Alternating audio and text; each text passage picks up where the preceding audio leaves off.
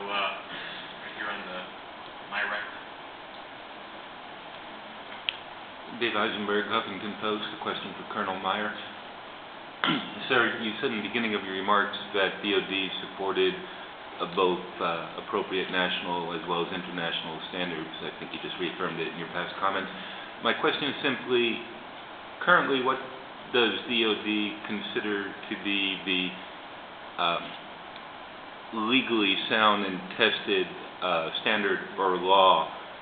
Because when I read the professional military legal literature articles in military law journals, I see a lot of hand-wringing by JAGs as to the future applicability of the current laws. Generally comes down to a toss-up between the modification to the UCMJ and MEJA. They fear that UCMJ won't ultimately survive a challenge when it gets in some future case before the Supreme Court, and MEJA is left to discretion of prosecutors domestically who may or may not be vested in pursuing a case for a whole variety of reasons. So, I mean, when you talk about a national standard, i.e. a national law, I mean, what does DoD currently consider to be the one which is the best in terms of actually being viable? Okay. Well, as you know, as you mentioned, we have multiple ways. Is there one best?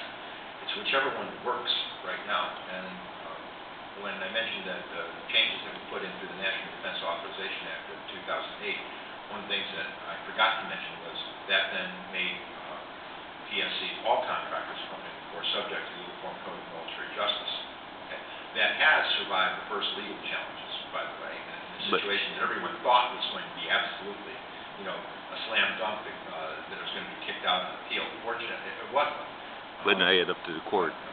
The idea, though, right now is to try civilian law first, and the military law is the last resort.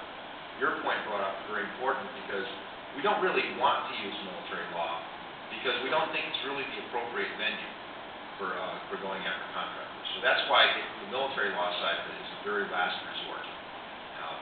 But we want to make sure that there are no loopholes. In the future, we're going to use we intend on using contract law more aggressively than we have been up till now. It will be easier once you have a standard that you can refer to into a contract and say, these are in fact the standards, that you will follow.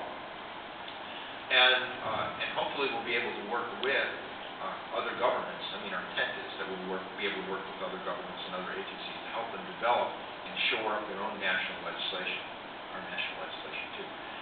For example, going from MEJA to CJA, or Civilian Executorial Judicial Act, be able to make sure that those loopholes in enforcement don't exist. Let me just go to the edges in case I missed anybody on the edge